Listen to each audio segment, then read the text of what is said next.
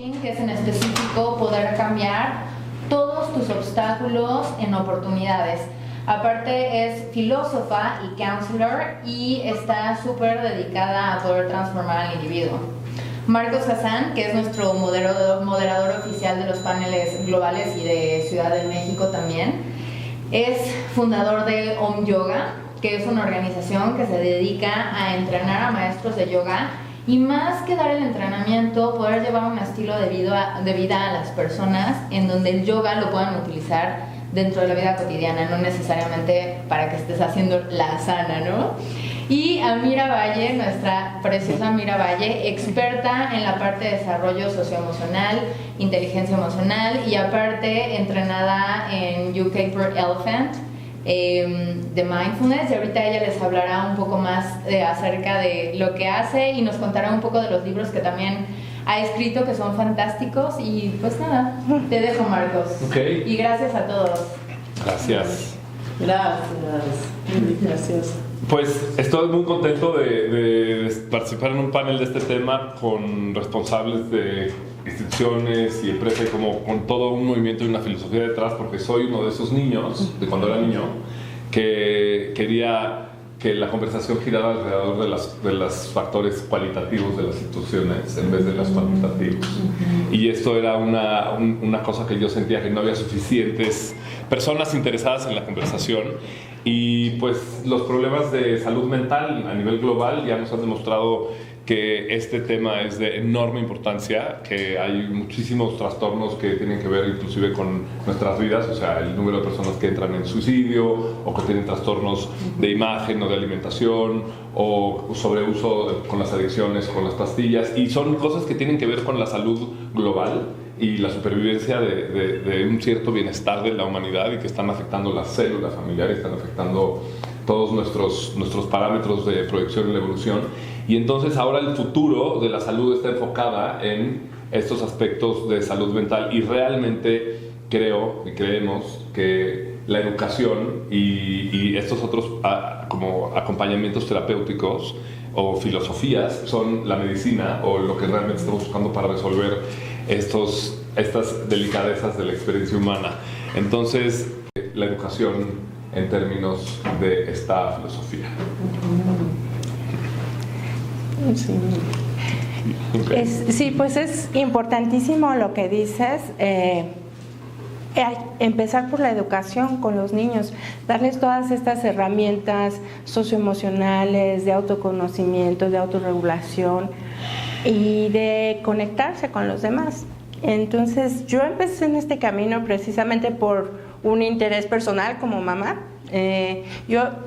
Antes de tener mis hijos empecé con prácticas de meditación, ahí conocí a Tania hace 1000 años en Casa Tíbet, y quería transmitirle esto que había cambiado mi vida a mis hijos, pero no sentía que contaba con las herramientas adecuadas. La práctica que yo tenía era complicada y no sabía cómo transmitirla a los niños. Me daba cuenta con mis hijos de que de plano no me funcionaba. Entonces fue cuando decidí estudiar primero educación y después especializarme en la enseñanza de mindfulness en educación. Entonces, pues desde 2011 es que me dedico a llevar las prácticas de mindfulness a los sistemas educativos. Primero empezamos en Miami y en 2014 en México. Y bueno, ese es a lo que me dedico, a tratar de enseñar primero a los niños, a los maestros y a los padres de familia, porque es muy importante entender todo el sistema en el que está inmerso el niño o el joven, ¿no? O sea, es todo el sistema educativo, el sistema familiar, y empezando con estos núcleos es como verdaderamente puedes afectar a una sociedad, ¿no? Entonces, eso es mi trabajo. Sí, a mí me encanta escucharlos a los dos también. Desde muy chiquita tuve también esta inquietud de poder estar hablando sobre las cosas internas del mundo humano, este infinito que compartimos. Y cuando estudié filosofía y después me fui a Canadá y fundamos Innerland, esa era la intención, hacer un espacio en donde estuvieras en tu tierra interna y trabajaras con ello. Y me doy cuenta que así como todo este movimiento de conciencia que dices, en donde estamos viendo cambios sustanciales, enormes, a unas velocidades tremendas, en donde antes cosas que se tardaban mucho más en cambiar, ahorita cambian de volada. Entonces esto genera muchísima angustia, tenemos tantísima información, tal vez hasta demasiada. Entonces, ¿qué podemos ofrecer en Innerland? Podemos ofrecer una herramienta sustentable que nos permita regresar a nuestro centro, que nos permita entender cuándo estamos teniendo lo que nosotros llamamos basura mental, que nos agita, que nos hace sentirnos inseguros, que nos hace sentirnos confundidos, que nos hace a veces sentir que todas las emociones que sentimos son demasiado fuertes. Entonces, ¿cómo poder establecer una metodología? Esa fue nuestra inquietud, que fuera aplicable, que fuera repetible, que pueda ser compartida a un niño o a un CEO de una empresa. Y hemos tenido la fortuna de poder encontrar un método que pueda abarcar toda la gama. Entonces, la educación no es nada más desde un planteamiento, digamos, clásico, sino es el abocarnos a estar constantemente en una higiene mental. Así como decimos, nos tenemos que lavar los dientes todos los días, nos tenemos que bañar todos los días, y eso ya lo tenemos muy introyectado a nivel externo. Yo lo que les pregunto a las organizaciones o a las familias, a los individuos que llegan es, ¿y cómo te bañas internamente? ¿Cuál es tu régimen de limpieza interna? ¿No? Puede ser una práctica de mindfulness, o puede ser, en este caso también, nosotros les ayudamos a identificar muy honestamente cuáles son los obstáculos, ¿no? Me da angustia esto, no soy buena mamá, tengo un proyecto demasiado complicado, no me siento suficiente, me siento solo, ¿no?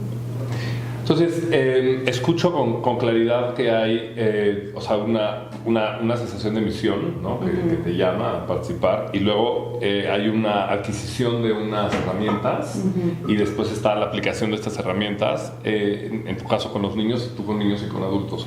Me encantaría que con toda generosidad pudieran como describir la metodología con la que se ejecuta esta transmisión de capacidades. Encantadísimo. Okay. Bueno, yo desarrollé una historia. Tengo diferentes programas, desde preescolar hasta universidad, pero mi trabajo principal es con niños.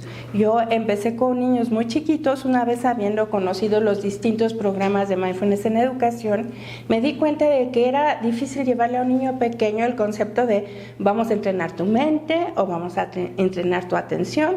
Ellos les gusta una historia. Entonces me ocurrió la analogía de la mente como un elefante, que es una analogía muy conocida en el Oriente, donde se dice que la mente es como un gran elefante blanco, que es majestuoso, es el vehículo de los reyes, te puede llevar a donde tú quieras, pero si no está entrenado, pues destruye la aldea y no te lleva a ningún lugar.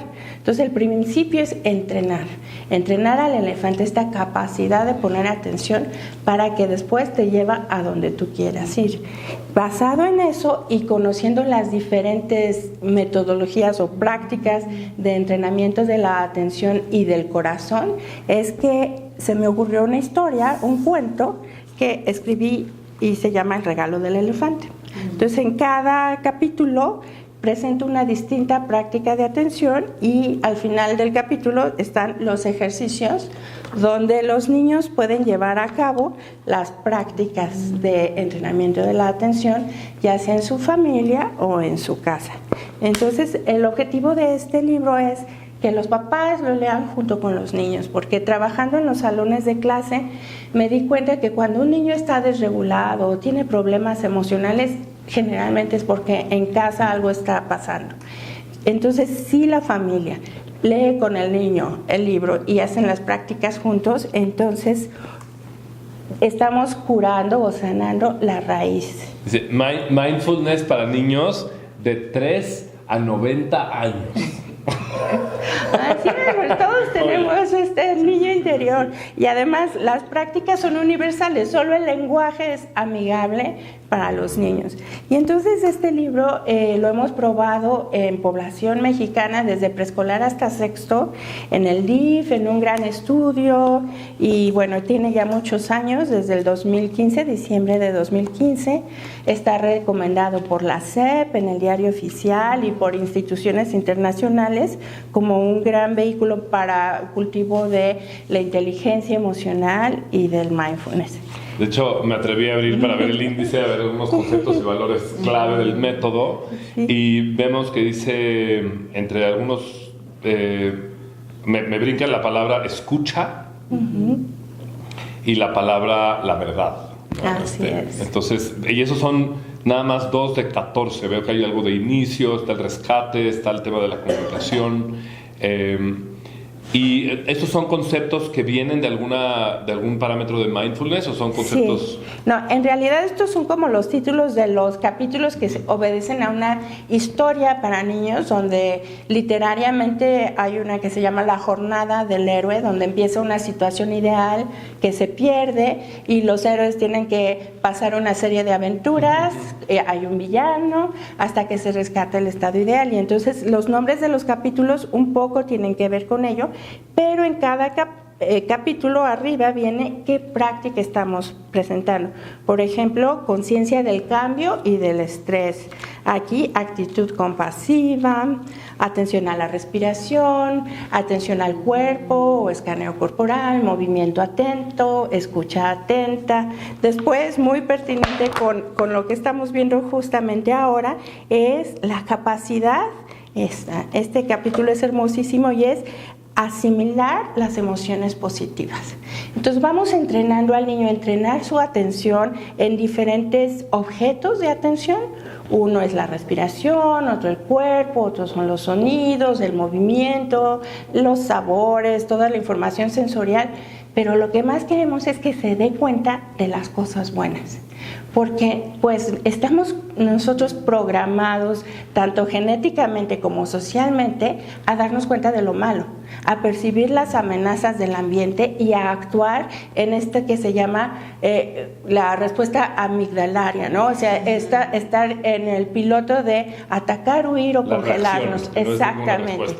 Exactamente. Entonces estamos en este modo reactivo donde nos tocan el claxon y les echamos ahí señas o se nos cierran y luego atacar, porque nos sentimos amenazados. Y continuamente nosotros que vivimos en la Ciudad de México, ese es el modo donde estamos la mayoría de los habitantes de la ciudad. Entonces tenemos que contrarrestar esto, como reconfigurando las redes neuronales, las conexiones neuronales. ¿Cómo es el método de la reconfiguración? Bueno, primero, lo primero que tienes que entender es que todo lo que haces, dices o piensas genera conexiones en tu cerebro. Entonces, si lo repites muchas veces, se generan conexiones tan estables que es tu piloto automático. Pues ya tenemos el piloto automático de reaccionar violentamente ante que se me cierre un coche o que voy a llegar tarde. ¿Cómo puedo hacer para hacer un nuevo camino, una nueva conexión neuronal que sea estable y constituya un hábito positivo? Bueno, pues imitando una respuesta positiva tantas veces hasta que esa conexión neuronal se convierte en una conexión estable. Y eso se llama meditar, repetir una y otra vez. Me encanta que dijiste copiar, ¿no? Porque esa es también, yo creo que la relevancia de los maestros que están en el estado de presencia y que ya tienen habilitadas estas habilidades en su comportamiento y son la respuesta más elocuente que tienen constantemente hacia el proceso. Entonces, por un lado está la metodología y por otro lado está el poder tener la presencia de personas que puedan trabajar la experiencia desde estas cualidades. Y, o sea, te quiero decir, me encanta el que podamos entrar un poco a hablar de cuáles son estas cualidades sutiles.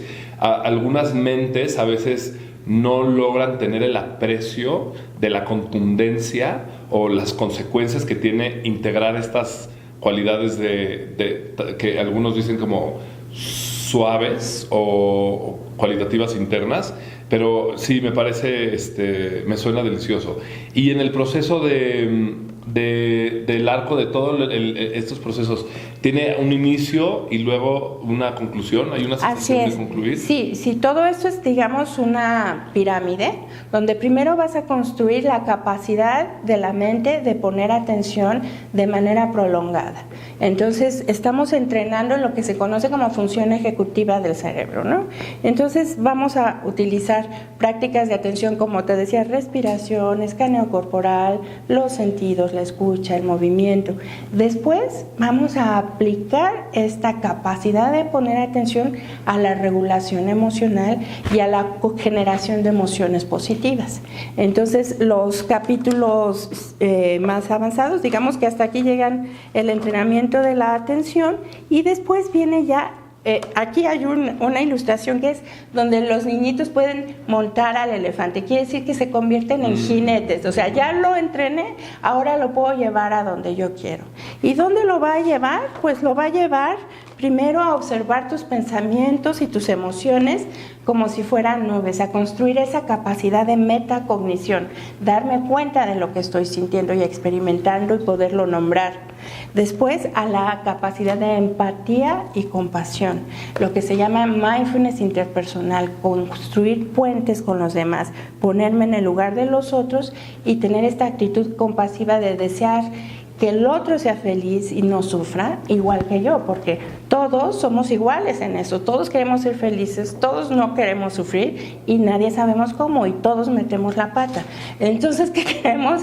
Empatizar con él para poder construir estos puentes. Después tenemos la parte de encontrar tus disparadores emocionales, que es el capítulo de los ratones, ¿no? Los ratones que hacen perder el control a los elefantes. ¿Qué es lo que me hace perder el control? ¿Qué es lo que me asusta? ¿Qué es lo que me enoja? ¿Cómo puedo aprender a regular esas emociones fuertes aplicando lo que ya aprendí? Las metodologías de atención a la respiración, de atención al cuerpo, a las sensaciones. Y después, ¿cómo puedo metí ya la pata? Me enojé mucho. Bueno, el capítulo de la verdad, este es el villano, el cazador que los viene persiguiendo. Una vez que te das cuenta que tus acciones tienen consecuencias, que eso es importantísimo, las acciones tienen consecuencias, y en nuestra sociedad mexicana es algo que está muy disociado. O sea, puedo hacer lo que sea y me doy cuenta que los ejemplos son de no hay mucha consecuencia.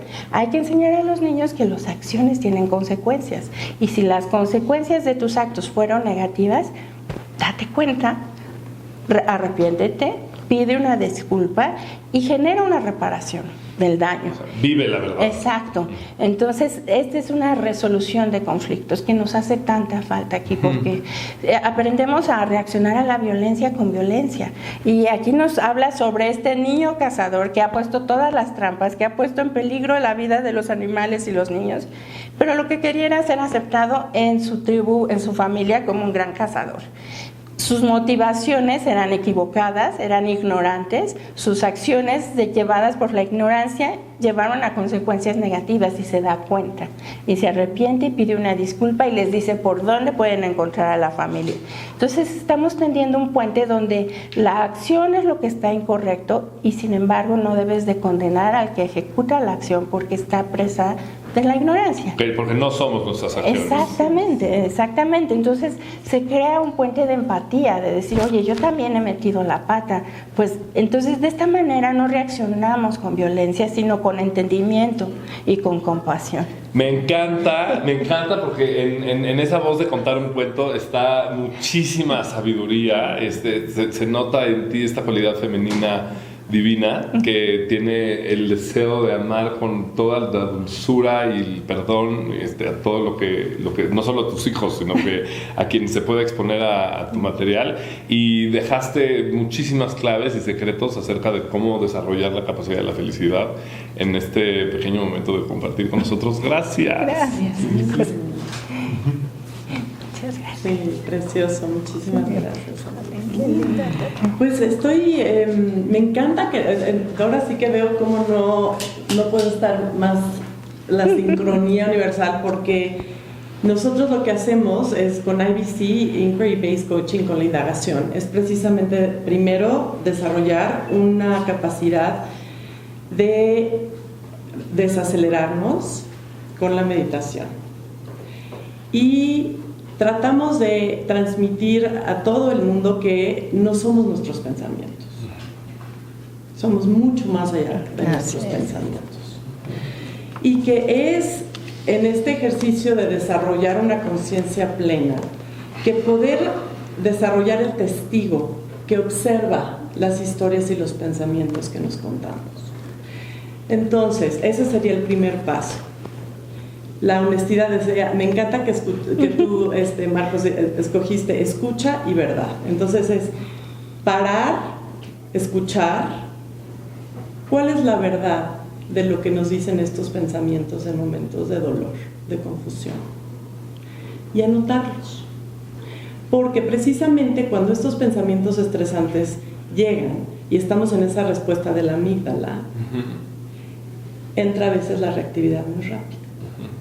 Entonces, si empezamos a calmarnos, empezamos a anotarlos y escribirlos, el simple hecho de escribir activa los lóbulos frontales y ya no te permite poder estar tan activado en la amígdala. Sí, se empieza a relajar la membrana que corta el flujo sanguíneo a los lóbulos frontales, porque cuando estamos en esta respuesta de amígdala, llega la membrana y dice, aquí vamos a correr, nos vamos a pelear, nos vamos a paralizar. Entonces se va mucho más el flujo sanguíneo a las extremidades. Y cuando empezamos a respirar y a escribir, el hecho de empezar a procesar y relaja la amígdala, empieza a traer el flujo de regreso a los lóbulos frontales. Y la pregunta que hacemos es, primero, ¿qué sientes? ¿Dónde se siente en el cuerpo? Descríbeme. Descríbeme dónde sientes el estrés, de qué color es, qué forma tiene, qué imágenes tiene. Y dime qué te dice. ¿Cuál es la historia que te dice de ti? ¿Cuál es la historia que te dice del mundo? ¿Cuál es la historia que te dice de los demás? Y escribirlos. Y entonces catalogamos a los obstáculos como obstáculos externos, que generalmente son ideas o cosas que tengo sobre los demás. Obstáculos internos, que es lo que a veces me digo yo de mí.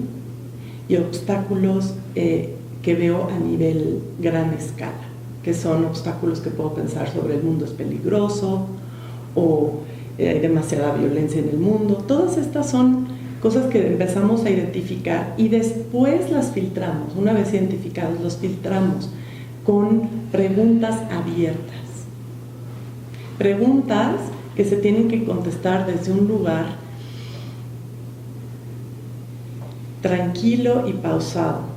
No es un contestar preguntas racionales como un cuestionario, sino que decimos, te voy a hacer la pregunta y primero, antes de contestar, respira, cierra los ojos y deja que la pregunta encuentre a tu corazón, que venga la respuesta desde una alineación. Entonces, por ejemplo, el mundo es muy peligroso, ¿no? Estoy angustiada, soy mamá y veo que el mundo es muy violento para mis hijos. Perfecto. Primera pregunta. ¿Cómo validas esta creencia? ¿Cómo validas esta historia? ¿Qué imágenes te dice tu mente? ¿Qué imagen te dice tu mente? ¿Qué sentimientos? ¿Qué sientes cuando piensas que el mundo es peligroso? ¿Qué sensaciones te vienen a tu cuerpo? Y que las conteste todas estas imágenes. Y después, ¿en quién te transformas? ¿Qué identidad adoptas cuando vas por el mundo creyendo que es violento? Si fueras un personaje, ¿quién serías? ¿Y quiénes son los demás? ¿En quién transformas a toda la gente alrededor cuando crees que el mundo es peligroso? ¿No? Eso sería como la primera parte de 5. La segunda parte... Todas están basadas en esta introspección. Entonces, lo primero que quiero notar es, nos estás compartiendo, o sea, ¿por qué esta compasión y este amor por que el otro pueda encontrar ese parámetro de conciencia o de proceso cualitativo, interno, profundo, que tiene consecuencia? Vimos como una modalidad de ti que es que acompaña como las imágenes del libro, que es un niño, es una historia, tiene un tono, le habla al niño interior, le habla esa inocencia con imágenes, y tú inmediatamente entraste en una capacidad de acompañar la introspección. Tu voz y tu presencia me llevó inmediatamente a una situación meditativa, y entonces veo que la base de tu metodología está en un proceso de introspección, que seguramente vienen aquí también los ejercicios descritos, y una de las cosas que entiendo de la filosofía positiva es el ejemplo, o sea, el poder copiar directamente. Entonces inmediatamente esto que haces da una sensación de tranquilidad y paz y fuerza, es una estructura en sí, y luego tiene adentro la estructura de las preguntas. Así es, de la indagación. Esa indagación. Y esta indagación, dices, tiene 5 fases, que son, primero, el reconocimiento del obstáculo. Esa sería como anterior. Anterior, ok. Reconoces el obstáculo. Bueno, primero respiras. Ahora sí, primero reconoces dónde estoy, ¿no? Respiras, después identificas. Ok, son previas. Y después cuestionas. Esa es la 1. Indagas. Y en la indagación tiene las 5 fases. Ok. Entonces digamos que sí son 5 de 5. Ok. Las 5 preguntas, después te viene un plan claro de acción.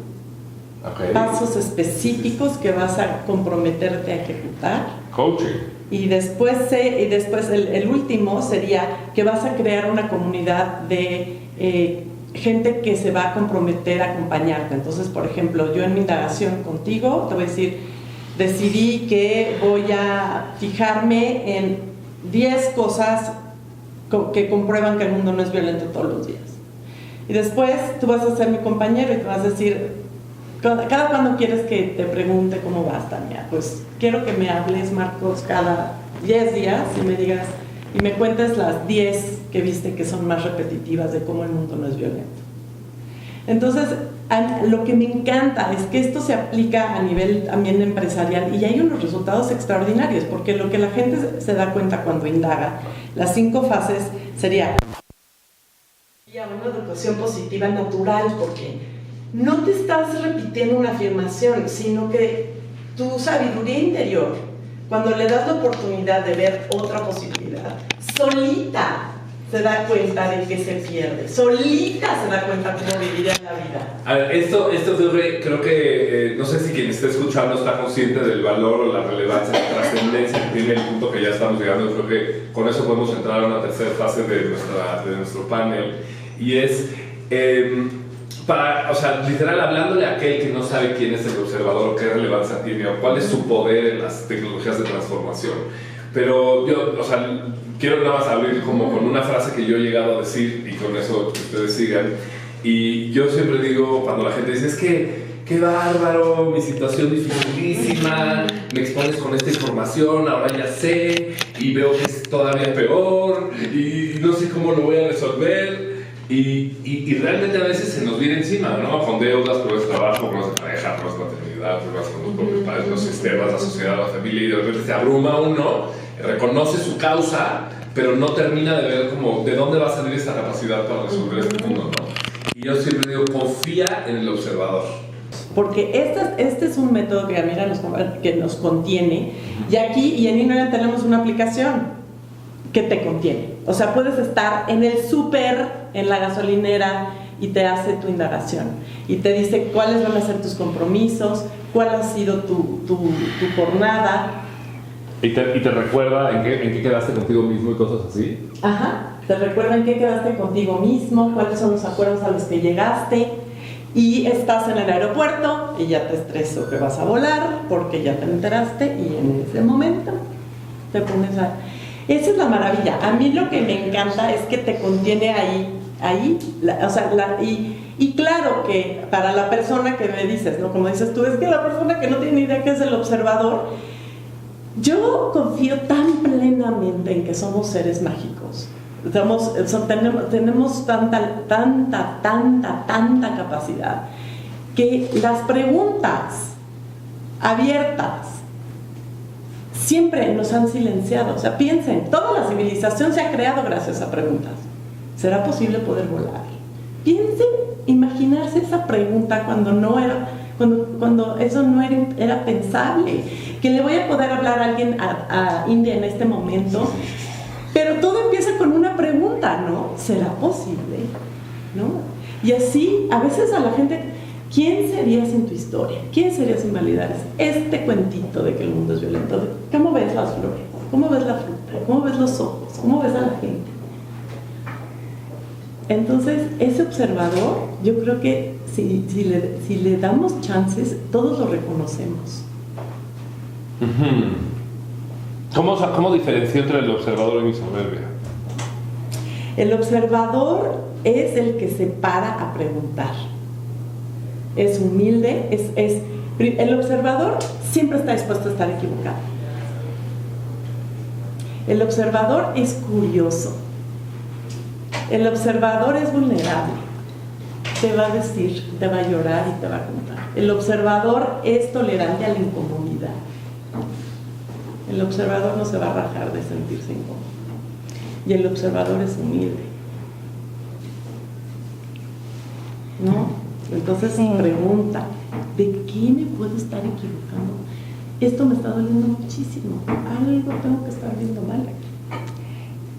Pero en el caso de los niños, tenemos que desarrollar ese observador. Aquí este capítulo, por ejemplo, observar las nubes, ¿no? Los pensamientos y las emociones como nubes, que no son tú eres el cielo azul, el espacio abierto en el que ocurren, y aprendes a observarlas. Es justamente colocarte en esta postura del observador.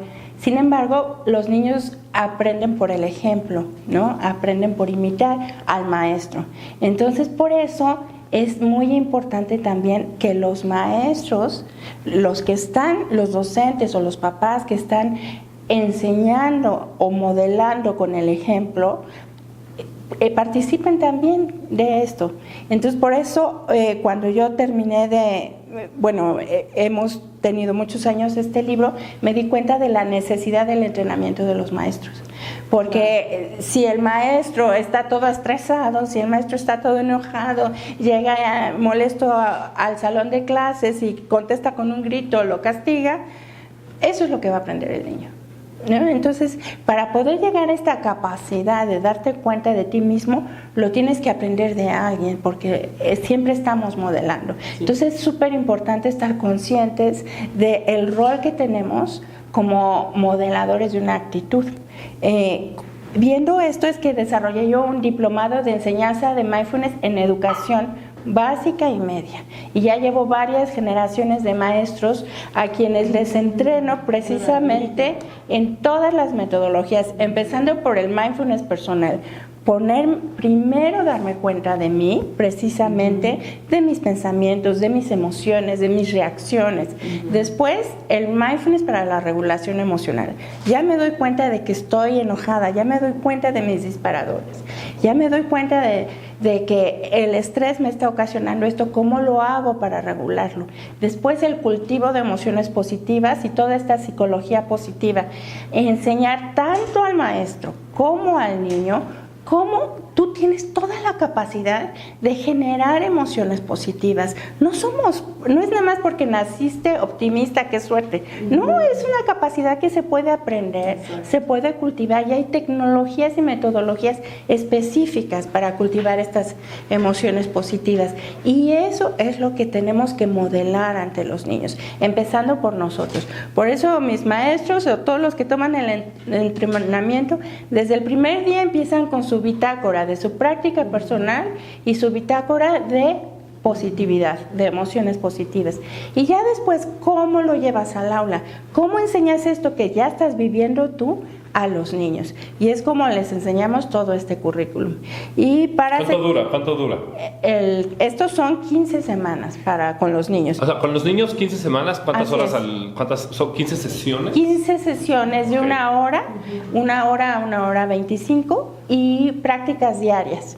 Entonces, cada capítulo presenta una práctica. Por ejemplo, asimilar emociones positivas. Entonces está la grabación, el maestro repite la práctica con los niños todos los días para que se familiaricen con esta práctica. Es como una caja de herramientas. Cada capítulo una herramienta diferente. Aprendes a usarlas y ya después dices, ay, necesito el martillo, y ya la utilizas. Exactamente. Se baja el software. Exacto. Pero es bien importante estar conscientes de nuestro rol como educadores, ya sea padres o maestros. Lo que nosotros actuamos es lo que el niño aprende. No importa que le digamos misa si nosotros estamos actuando de manera diferente. Es peor que le digamos, no debes decir mentiras y nosotros decir mentiras, porque entonces va a haber una incongruencia en su mente y le estamos causando muchísimo estrés y no va a saber, ¿no? Entonces, preferible no decir nada y enseñar con el ejemplo. Y bueno, estos son los libros para secundaria, educación socioemocional para secundaria, y los libros para los maestros. A ese de los maestros me interesa. ¿Cuánto tiempo dura esa formación? Estos son unos libros que son de una editorial famosa. Entonces aquí viene cómo puedes llevar cada práctica a los niños, o sea, viene la práctica y cómo debes enseñarla.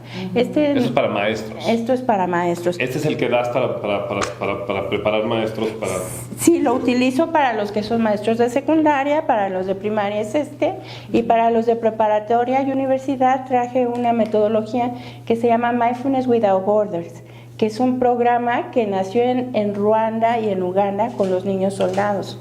Yo cuando regresé a México en 2014 estaba haciendo una investigación para un artículo que iba a escribir y me encontré con el artículo de los huérfanos del narcotráfico.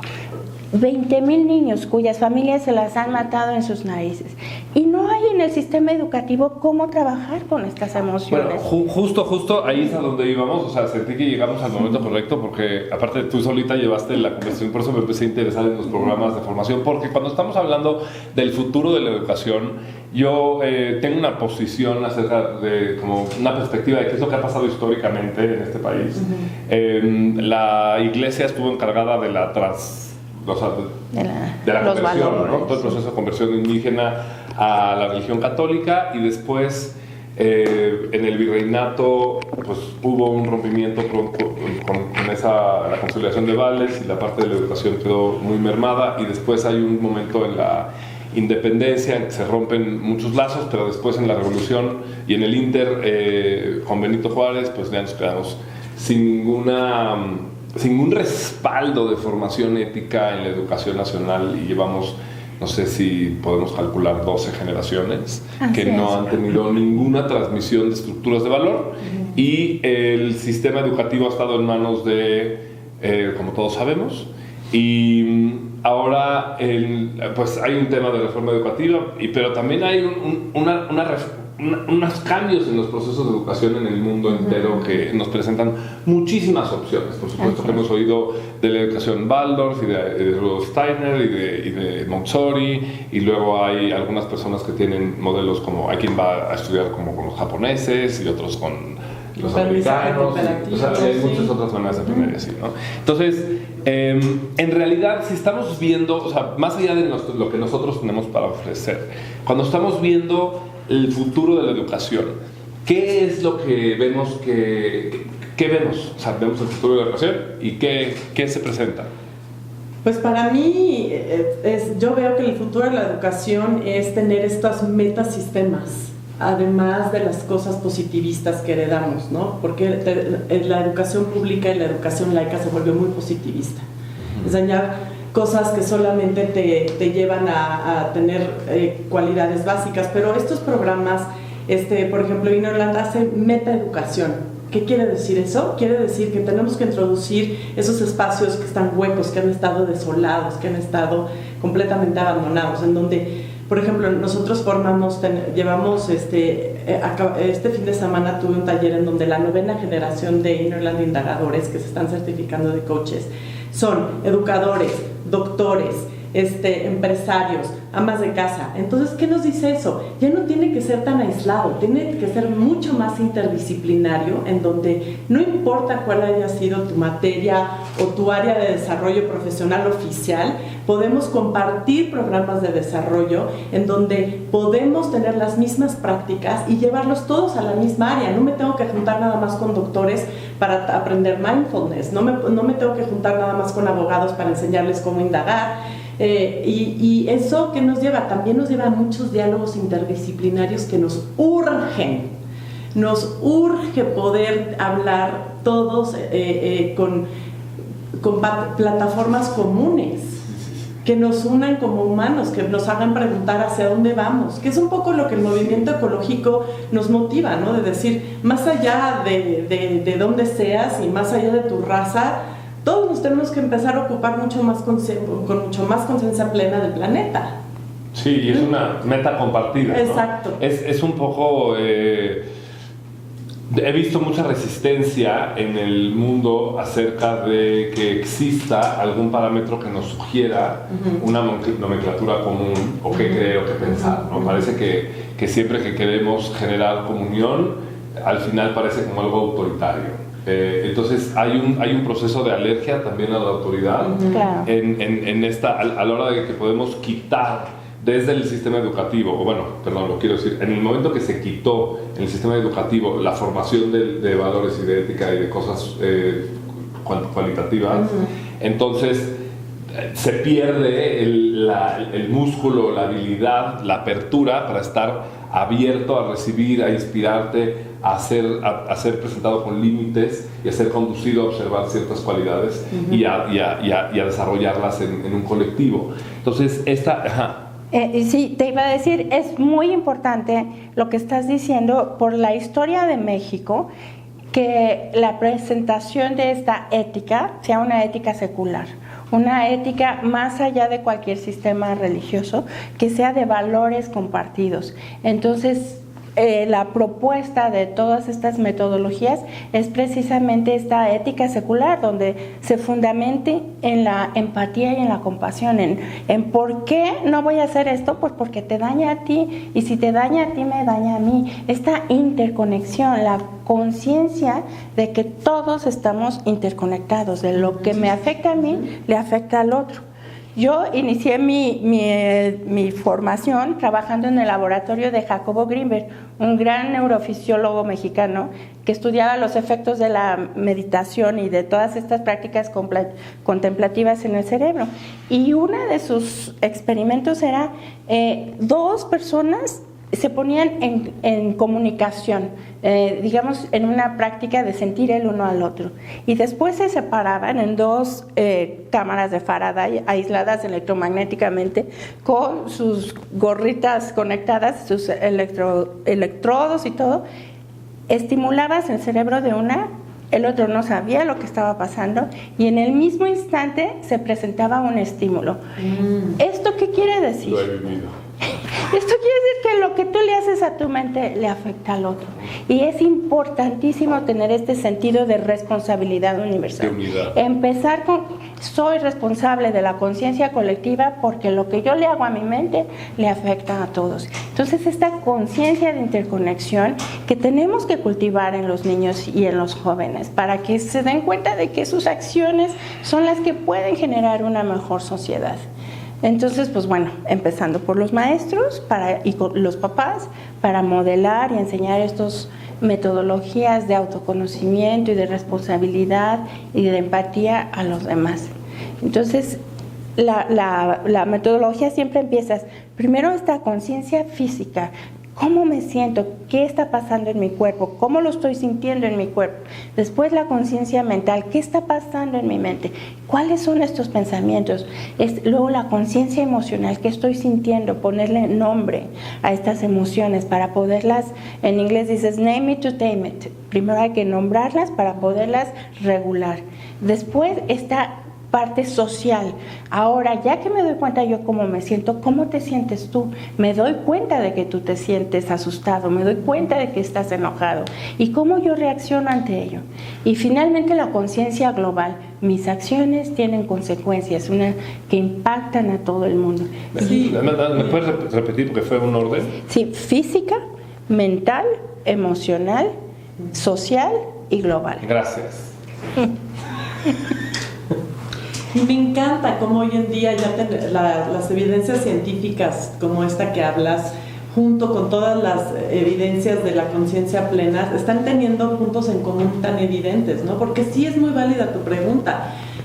Tenemos que cuidarnos ser autoritarios, tenemos que cuidar hacer propuestas en donde las personas nos sigamos sintiendo libres, pero al mismo tiempo tenemos que también hacer plataformas de planteamiento en donde se quede más allá de toda duda la interconexión, ¿no? Y que no tiene nada que ver con credo, tiene que ver con evidencia. Sí, o sea, es que el credo, o sea, es una cosa, voy a decir una cosa, o sea, las palabras, sí. Casi me estoy disculpando, pero es que la religión está satanizada. Así como, o sea, es como la antítesis total, ¿no? O sea, sin duda hay aspectos de la gestión de las instituciones humanas que tienen ya sea fallas de individuos o dificultades de sistema que implican contradicciones que nos llevan al grado con la mente limitada a juzgar con intolerancia y a cancelar la institución completa con sus valores y con todas sus ofertas. Y la verdad es que esta crisis que está sucediendo en la humanidad es la que, según yo, necesita el primer punto que toca de educar. O sea, es ese primer aspecto de la ignorancia que al no entender cancela, porque es más fácil cancelarte que perdonar. Es más fácil cancelarte que entenderte. Exacto. Y entonces es un descuento en mi realidad simplemente rechazar. Y en esa crisis estamos en la humanidad completa. O sea, bueno, no, perdón, es mucho decir porque me encanta cuando voy a los países musulmanes y están se escucha el rezo por los aires y en todos el mismo compromiso y la misma devoción, y aunque algunos lo sufren, o sea, que son los menos o los que son, y muy pocos se separan y se salen, pero en realidad el colectivo está metido en el rezo. Pasa también en algunas otras estructuras indonesas, inclusive hinduistas, y pasa en algunas otras que tienen un budismo que les es cómodo, que se sienten bien con eso. Sí. Pero también hay una enorme alergia a todas estas. Porque si los niveles de conciencia o los niveles inclusive de capacidad mental, pues tienen, como son niveles, pues tienen un proceso jerárquico. Y lo más compasivo de un proceso jerárquico es la abundancia y la generosidad que tienen los diferentes niveles entre sí, sobre todo los que tienen una mayor riqueza con los que tienen una mayor necesidad o áreas de oportunidad. Pero esto ya por sí mismo presenta un modelo jerárquico y, habiendo una alergia a la autoridad, se bloquea. ¿Cómo podemos reabrir el proceso de humildad y el proceso de que haya una neutralidad para todos ocupar nuestra posición en los modelos jerárquicos, sí, y al mismo tiempo abrirnos a recibir? Mi propuesta, y lo hago porque también he trabajado, por ejemplo, ahorita que decías de Ruanda, tuve la fortuna de trabajar con Tsurus y Tutsis, frente a frente, moderándolos, facilitándolos. Y mi propuesta sería, necesitamos hacer una lista individual, una investigación profunda de qué es lo que siento tan amenazante. No puedo ya nomás decir, no me gusta o eso lo cancelo porque es religión. Tenemos que hacer una propuesta como más sofisticada, más inteligente. ¿Qué específicamente no te gusta? A ver, cuando me estás diciendo que vas a cancelar todo un sistema religioso, ¿por qué? ¿Qué estás creyendo que hace? ¿Qué pasó? ¿Qué te estás imaginando? Y empezar a cuestionar cada una de esas cosas, ¿no? Empezar a realmente cuestionar, ¿estás seguro que eso es así? ¿Lo sabes tú de tu propia experiencia o te lo contaron? ¿O lo viste en la tele? ¿O tu abuelito un día? Sí, o sea, como más sofisticados acerca de cuáles son las herencias de las narrativas que vemos que no nos hemos puesto a investigar con seriedad. Tenemos que limpiar nuestras historias, tenemos que hacernos cargo de las narrativas heredadas, ¿no? O sea que habrá que hacer un marketing para que la gente sea seducida a desear esta higiene. Sí, Okay. tenemos que limpiar los áticos. Okay. Es cuestión de higiene, ¿cierto? Sí, y en el sistema educativo es muy útil también las neurociencias. Toda esta investigación de neurociencias que le da un sustento científico a las metodologías, porque si bien todas estas metodologías vienen de sistemas de tradiciones de sabiduría ancestrales con más de 2.500 años de antigüedad, las neurociencias les han dado un soporte científico. Entonces, si lo presentas desde esa perspectiva, va más allá de cualquier sistema religioso. Por otra parte, con los maestros es importante entrar desde la parte de, por ejemplo, el burnout de los maestros, ¿no? Todos estamos experimentando, y en particular los papás y los maestros, este agotamiento profesional. ¿Cómo se siente el estrés? Y, se siente horrible estar estresado. Bueno, prueba estas metodologías y vas a encontrar en tu vida propia cómo te ayudan a tener un bienestar, una higiene mental, a sentirte mejor.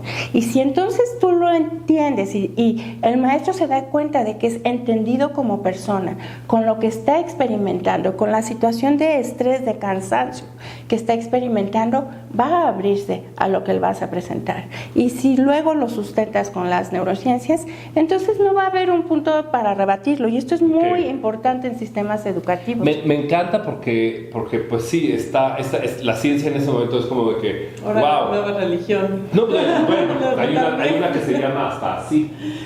Sí, ¿no? También ojo con hacer a la ciencia la nueva religión. Pero sí es una manera de podernos acercar a los que sostienen desde el miedo, la resistencia a los valores sutiles. Entonces dejo una pregunta final. Sí. ¿Cómo podemos educar a un niño el concepto de no robarás y no matarás? Pues con el sentido de responsabilidad universal y de cómo me siento yo cuando alguien toma algo que es mío. Se siente re feo, ¿verdad? O sea, primero, si alguien me quita algo a mí, ¿qué experimento? Y luego esta práctica de la empatía y de la compasión. Eres igual a mí, igual que yo quieres ser feliz y no sufrir, igual que yo. No sabes cómo hacerle y a veces metes la pata. Entonces, si tú no te sientes bien con que te tomen tus cosas, el otro tampoco se va a sentir bien. Y como yo sé que a mí no me gusta, pues no lo voy a hacer al otro. Igualmente con la vida, o sea, a mí me gusta ser feliz, me gusta que me respeten. Enseñarlos, por ejemplo, a tener mascotas, a cuidar a las mascotas, a respetar la vida de las mascotas. Poco a poquito, desde que son chiquitos, puedes enseñarles estos valores a través de práctica. Cultivar plantitas, generar vida, cuidar la vida. Entonces, entender y hacer muchísimo énfasis en a mí no me gusta que me quiten mis cosas, a mí no me gusta que me lastimen. ¿Por qué voy a ocasionar yo eso en el otro si yo sé que en mí se siente feo? Pero lo importantísimo es generar y entrenar en la empatía y en la compasión. La compasión entendida como el deseo que el otro no sea feliz y no sufra. Entender sus emociones y no quiero que sufra porque a mí no me gusta sufrir. O sea, empatía, compasión, okay. Y yo te diría que la pregunta de no matarás no es algo que se tendría que enseñar. Yo siento que la reverencia por la vida la tienen los niños. Y si queremos sostenerla, esa reverencia natural que ya tienen, es siendo que nos vean celebrar con agradecimiento la vida, celebrar las flores, celebrar los frutos, que nos vean como adultos celebrar la vida. Yo creo que eso sería como mantener lo que ya traen innato. Y no robarás con la generosidad, siendo generosos. Y no robarás es distinto, porque no robarás también tiene que también la narrativa capitalista, ¿no? Porque un niño naturalmente no tiene esta idea de lo tuyo, lo mío, lo de ellos, no están separados. Eso es un concepto mucho más elaborado y capitalista de la propiedad privada que tiene que entender, pero yo siento que una persona aprende a no robar cuando siente que hay abundancia. Cuando vive en abundancia, cuando vive generosa, cuando gratitud. Se le enseña a dar y que siempre habrá más. Con una mente de carencia generamos ladrones, con mente de abundancia generamos. Entonces, imagínate qué importante que en nuestros currículums esté la gratitud, la generosidad, la compasión y la empatía, y que nuestra esperanza es que estos valores y estas capacidades, estas destrezas queden totalmente capacitadas en nuestros niños, pero también en nuestros colegas, en todos los niveles de nuestro proceso. Es casi como si una empresa de marketing y publicidad pues quiere decir que su producto es eficiente y nutritivo y desinflamante, pues nos toca llevar estas cualidades a una propuesta de valor de qué es lo que queremos o lo que va, la consecuencia de nuestro trabajo y la consecuencia de lo que queremos como sociedad sostener. Y en ese sentido la educación en todos los niveles, ¿no? A todos los ámbitos de la sociedad. Ahora, esto como para limpiar, me atreví a meterme ahí con una actitud de higiene y también pues el elefante que luego está en el espacio, ¿no? Que es cuál es nuestra realidad social y cuáles son realmente los frentes que tenemos para atacar con la hermosísima herramienta de la educación. Y bueno, ahora para terminar, porque sí, nos queda 2 minutitos, podríamos hacer una pregunta o simplemente compartir acerca de la felicidad. ¿Qué es la felicidad? Saber que todo estuvo bien, todo ha estado bien y todo va a estar bien. Entender que todo estuvo bien, que todo está bien y todo va a estar bien. Y que estamos a un pensamiento de distancia de entender eso. Y de vivirlo, de sentirlo.